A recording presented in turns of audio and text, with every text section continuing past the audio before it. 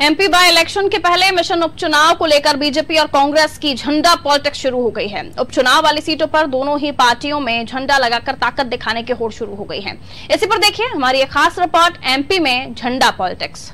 MP में उपचुनाव की तारीखों का भले ही ऐलान ना हुआ हो, लेकिन सियासी दलों में पार्टी की ताकत दिखाने की होड़ दिन ब दिन तेज होती नजर आ रही है। सियासी दलों ने चुनावी दंगल में एक दूसरे को चुनौती देने के बाद अब पार्टियों के झंडे को लेकर पॉलिटिक्स तेज कर दी है। उपचुनाव के पहले बीजेपी उपचुनाव वाली सीटों पर हर घर में भाजपा का झंडा फहराने की तैयारी में है। इसमें सिंधिया समर्थकों के घर पर भी पार्टी का झंडा फहराकर पार्टी की ताकत दिखाने का प्लान तैयार किया है। बीजेपी 27 सितंबर को उपचुनाव वाले क्षेत्रों में हर घर में पार्टी का झंडा लगाने का काम करेगी। इसके लिए उपचुनाव के प्रभारी और पार्टी कार्यकर्ताओं को दिशा निर्देश जारी हुए हैं। पार्टी ने जारी दिशा निर्देशों में कहा है कि हर घर में भाजपा का भगवा रंग चढ़ाने के लिए कार्यकर्ता पूरी मुस्तैदी के साथ जुट जाए।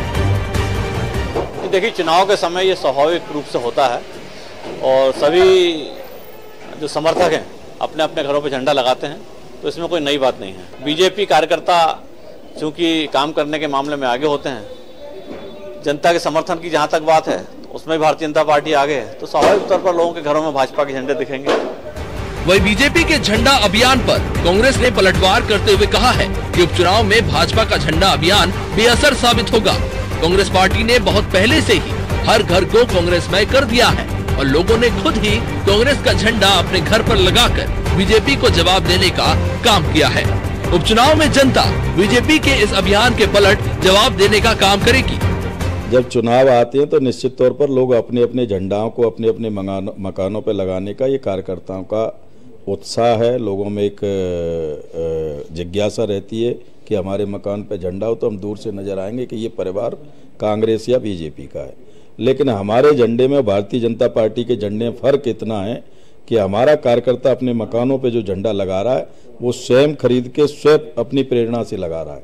भारतीय जनता पार्टी में जो झंडे लगा रहे हैं, जो लोग जिन मकानों पे लगा रहे हैं, तो वो उनको भारतीय जनता पार्टी के लोगों को टारगेट दिया जा रहा है और उनको पार्टी की तरफ से झंडे इशू कराए जा रहे हैं। तो हमारे झंडे में और भारतीय जनता पार्टी के झंडे में ये फर्क है।